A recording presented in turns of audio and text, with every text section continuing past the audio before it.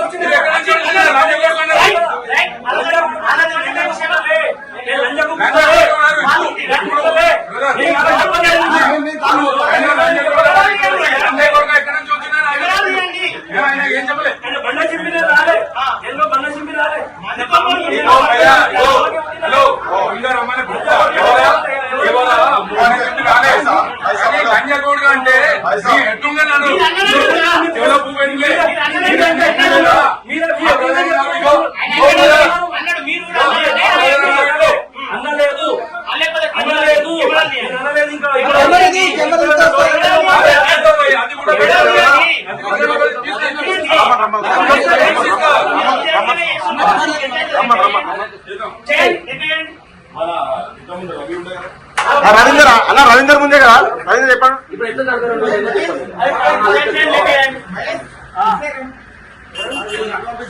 జరిగింది జరిగినట్టు చెప్తున్నావు. జరిగింది అసలు ఏం జరిగినట్టు ఏ మాటలు మాట్లాడుతూ ఒక నిమిషం ఉన్నది ఉన్నట్టు. ఇప్పుడు ఇది తెలంగాణ ఆత్మగౌరవానికి సంబంధించినటువంటి అంశము. ఒక రైతులు పట్టుకుని మాట అన్న అంశం ఇది.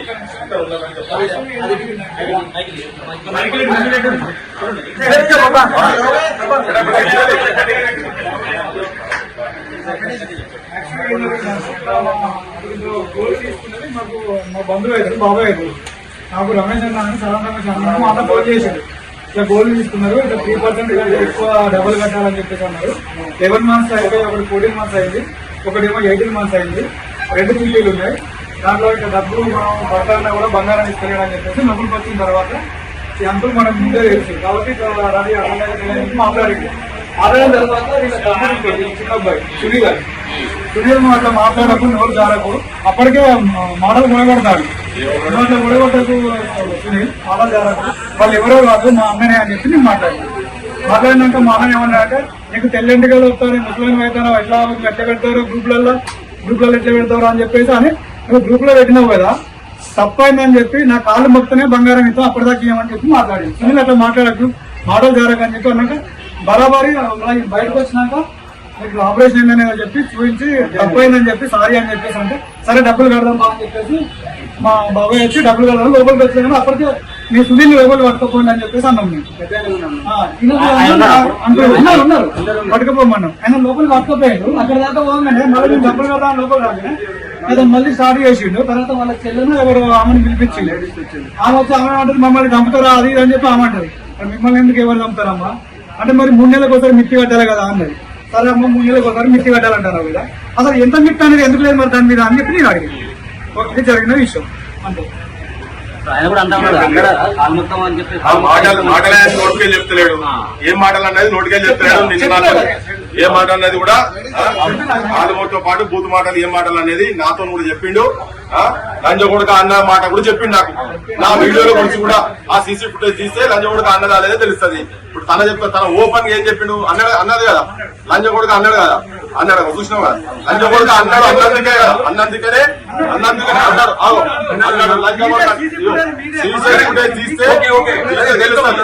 అయితే తెలంగాణ రైతులు ఇగో ఈ మార్వాడలకు లంజగొడుకులు తెలంగాణ రైతులు వీళ్ళ దగ్గర మన బంగారం పెట్టాలి, 3 రూపాయలకు 6 రూపాయలు చేయాలి. ఆ పైసల గురించి అడిగితే మళ్ళీ మనం ఉల్టా కాలు మొక్కాలి.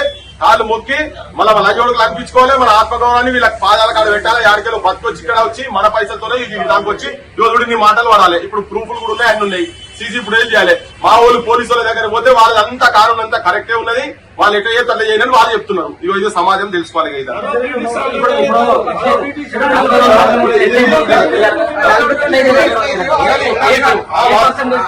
కాలు ముక్కము ఇది ఏమైతుందో చూద్దాం.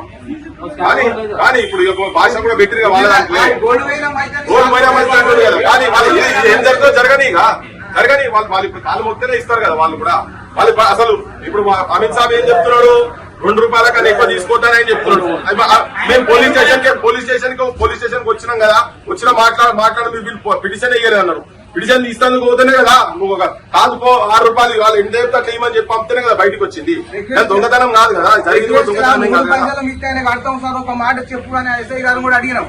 అడిగితే నేను చెప్పగానే మీరు పోయి కట్టుకోపోలే. ఎస్ఐ గారిని కూడా నేను అడిగిన క్లీన్ టెస్ట్ నేను కడతా సార్, డబ్బులు ఇవ్వకుండా కట్టమని తీసుకోమని సార్ ఒకసారి మాట చెప్పండి సార్ అని కూడా అన్న. అంటే నేను అవన్నీ ఏం చెప్పలేదు, అవన్నీ వద్దు మీరు సపరేట్గా పోయి మీరు గోల్డ్ తెచ్చుకోపోయి మీరు మాట్లాడుకోపోలే అన్నారు ఎస్ఐ గారు. ఇప్పుడు మొత్తం ఏంటంటే అసలు ఈ హిందీలో రాయకుండా మొత్తం తెలుగులో రాసినట్టుగా అసలు వీళ్ళ దుకాణాల దగ్గరికి తెలంగాణ సమాజం చెప్పవచ్చుకున్నా వీళ్ళ దుకాణాలను బైకాట్ చేయాలి. మనం వీళ్ళని గోబ్యాక్ అనాల్సిన అవసరం లేదు. గోబ్యాక్ అంటే వీళ్ళ నెట్వర్క్ మామూలుగా లేదు. వీళ్ళది బైకాట్ చేయాలి. వీళ్ళ దుకాణాలకు రావద్దు, వీళ్ళ దుకాణాల బంగారం కొనొద్దు, వీళ్ళ దుకాణాల బట్టలు కొనొద్దు, వీళ్ళ దగ్గర ఇనుము కొనొద్దు, వీళ్ళ దగ్గర సిమెంట్ కొనొద్దు, వీళ్ళ దగ్గర మిఠాయిలు తినొద్దు, వీళ్ళ దగ్గర జిలేబీలు తినొద్దు. మనిషి పుట్టుక తెలంగాణ ఘటనగా పుడితే ఒక బైకాట్ మేము ఆ ఉద్యమం తీసుకోబోతున్నాం. అది జరుగుతుంది. అది అయినాడే వీళ్ళకు బుద్ధి వస్తుంది. వీళ్ళందరికీ వాటాలు ఇలా కింద నుంచి మీ దాకా వాటాలు ఉన్నాయి. మొత్తం రాజకీయ నాయకులకు అందరి వాటాలని కాబట్టి వీళ్ళు ఆగడాలకు నడుస్తున్నాయి. కూర్చుంటే కూడా ఆవేశాలకు వచ్చి మాట్లాడుతున్నాయి. ఇక్కడ మాట్లాడింది లేదు, ఏం లేదు, ఉన్నది ఉన్నట్టు మాట్లాడుతున్నాయి అని ఆ రిపోర్టర్లని ఇక్కడ లోకల్ రిపోర్టర్ల మీదకి కూడా గదిలించి పెడుతున్నారు. సాక్ష్యం కూడా ఇక్కడ ముంగడ చెప్పారు కదా, ఇప్పుడు ఏం చెప్తారో చెప్పండి. ఇక అమిత్ షా మరి మీరు అరెస్ట్ చేస్తారా, వీళ్ళని ఏం చేస్తారా, మరి అప్లికేషన్ ఇవ్వంటే ఇస్తాం ఇక్కడికి వెళ్ళి. మరి మీరు ఏం యాక్షన్ తీసుకున్నా చూద్దాం. ఇది తెలంగాణ సమాజంలో మేము కూడా తీసుకోపోతాం, వదిలిపెట్టేది లేదు. ఇది ఇప్పుడు వీళ్ళేదో లెక్క చేసి క్లోజ్ చేసిన అనేది కాదు ఇదంతా. కానీ ఇప్పుడు నిన్నటి నుంచి చెప్తున్నారట వీళ్ళు వచ్చి మీరు రాండి మేము తెలుస్తామని అమిత్ షాకి వెళ్ళి ఫోన్లు వస్తున్నాయి. ఇప్పుడు మీరు వచ్చి మీరు పిటిషన్ పెట్టినారు. ఎందుకంటే తెలంగాణకు అంతా తెలుస్తున్నది కదా. భాష కూడా చూడరు, హిందీ భాషలో మీరు రాసేది మన భాష కూడా కాదు. ఆ హిందీలో భాష రాసి గణపురంలో హిందీ రావాలి, హిందీ మాట్లాడేటోడు లీడర్ నాయన అంటే రాతపూర్వకంగా హిందీలో మాట్లాడుతున్నా మిత్యంటూ ఉండదు, ఏముండదు. ఇదే వీళ్ళు చేసేటువంటి దొంగ దందాలు, లంగ దందాలు, దొంగ పైసలు వీళ్ళు సంపాదించారు. మొత్తం అడల్ట్ మాల్ మొత్తం అంతా వీళ్ళు మార్వాడోళ్ళు కొడుకులు మొత్తం అమ్మేది మొత్తం వాళ్ళే వీళ్ళు చేస్తున్న మొత్తం సగం గన్పుడు కొంటారు. వీళ్ళ దగ్గర పైసలు పెడితే అన్ని పైసలు ఇవన్నీ ఇక్కడ రైతులై తెలంగాణ కష్టజీవిలో పైసలు ఇవ్వండి. ఇంకో దుకాణం ఉన్నది ఇది ఇట్లా వదిలేదు కాదులేదు, ఇది ఇట్లా వదిలేదు ఇంకో చెప్పండి.